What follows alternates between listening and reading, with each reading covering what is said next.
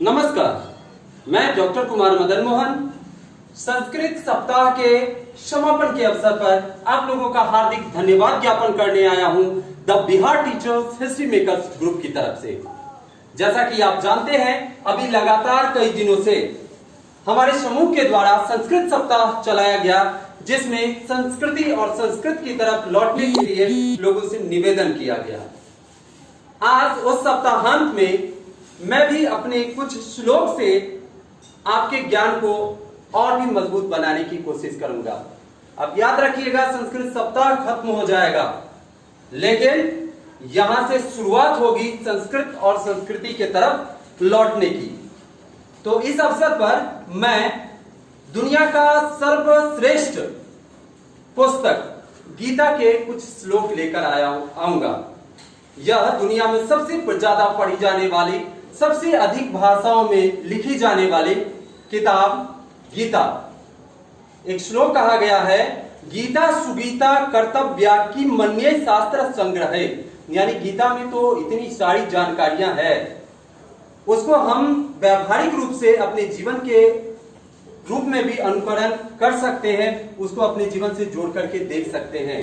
तो गीता में जहां 720 श्लोक और 18 अध्याय हैं, तो उसमें से मैं 5 श्लोक लूंगा और उस पर आज चर्चा करूंगा, बातें करूंगा।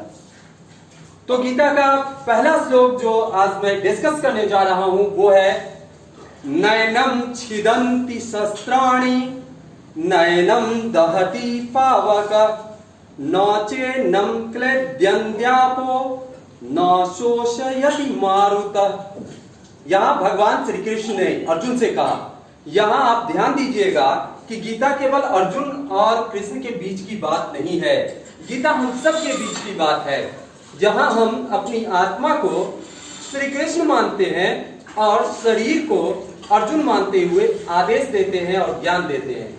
उन्होंने बहुत ही प्रासंगिक व्याख्या की है कि यह जो आत्मा है, इसको कोई शस्त्र काट नहीं सकता, इसे पानी भिगो नहीं सकती, हवा सुखा नहीं सकता। यानी यह आत्मा अजर अमर है। इस आत्मा को अपना स्वरूप मानते हुए अगर हम जीवन में आगे बढ़ने की कोशिश करते हैं, तो जितने भी तरह के व्यभिचार हैं, छल कपट हैं, सब स्वतः खत्म हो जाएंगे। तो मैं कौन हूं, इस प्रश्न का जवाब मैं शुद्ध चैतन्य आत्मा हूं। तो वो आत्मा कैसी होती है, उसके रूप में वर्णन किया गया है गीता में। दूसरा श्लोक हम देखेंगे, यदा यदा हि धर्मस्य ग्लानिर्भवति भारत अभ्युत्थानं धर्मस्य तदात्मानं सृजाम्यहम्। अर्थात जब जब धर्म की हानि होती है, जब जब पाप बढ़ने लगता है, तब मैं स्वयं जन्म लेता हूं, ऐसा श्री कृष्ण ने कहा है। जब जब पाप की हानि होगी तो श्री कृष्ण उस पाप का नाश करने के लिए स्वयं अवतरित होंगे। यहाँ श्री कृष्ण उस सुप्रीम पावर की बात हो रही है, जिस पावर के द्वारा यह संपूर्ण सृष्टि संचालित है, पूरी ब्रह्मांड संचालित है। अगला श्लोक हम लोग देखेंगे, परित्राणाय साधूना विनाशाय च दुष्कृताम। परित्राणाय साधूना विनाशाय च दुष्कृताम धर्म संस्थापनार्थाय संभवामि युगे युगे। प्रत्येक युग में साधु की रक्षा के लिए और असाधु यानी दुष्टों का हनन करने के लिए, उसे मारने के लिए मैं जन्म लेता हूं और लेता रहूंगा। इसीलिए यहाँ यह संवाद हम लोगों के पास आता है कि हमें सदैव धर्म के साथ रहना चाहिए, क्योंकि ईश्वर धर्म के साथ रहने वालों का ही साथ देते हैं और अन्याय करने वालों का विनाश करते हैं। इसी क्रम में अब हम तीसरे श्लोक की तरफ बढ़ते हैं, जो गीता का बहुत ही इंपॉर्टेंट श्लोक है। तीसरा नहीं, चौथा श्लोक, यत्र योगेश्वरः कृष्ण यत्र अर्जुन धनुर्धर तत्र श्री विजयोर्भूति ध्रुवाणीति मतिर्मम। यानी जहां श्री कृष्ण जैसे, यत्र श्री कृष्ण जैसे गुरु हो और अर्जुन जैसा शिष्य हो, वहां तो विजय सुनिश्चित है। इस बात को कोई टाल नहीं सकता, यही ध्रुव सत्य है। यानी हम समूह की ही बात करें तो हम जैसे गुरुजन और इस ग्रुप के माध्यम से पढ़ने वाले शिष्य जहां हैं तो वहां तो विजय निश्चित ही है, सुनिश्चित ही है। दूसरे रूप में इसको हम देखें कि अगर हमारे अंदर जो आत्मा है उसको हम गुरु मान लें और इस शरीर को हम अपना शिष्य मान लें और ये मान करके अगर हम जीवन के तपस्या की तरफ चलें तो वहां जीत सुनिश्चित होगी, धर्म के रास्ते पर होगी। अंतिम श्लोक यानी 5वां श्लोक जो मैंने संकलित किया है उसमें आप बताना चाहूंगा,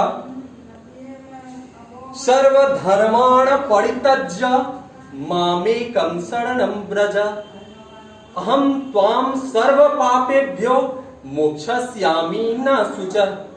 जब तुम्हें लगे कि अब मुझे कोई रास्ता नहीं दिख रहा है, मैं क्या करूं, चारों तरफ समस्याओं से घिर जाओ, कोई रास्ता नहीं मिले, तो वहां पे गीता उस समस्या का समाधान निकालती है कि जब आप इस तरह से चारों तरफ समस्याओं के जाल में उलझ जाएं तो ईश्वर ने आपके लिए एक मैसेज छोड़ा है, एक संवाद छोड़ा है।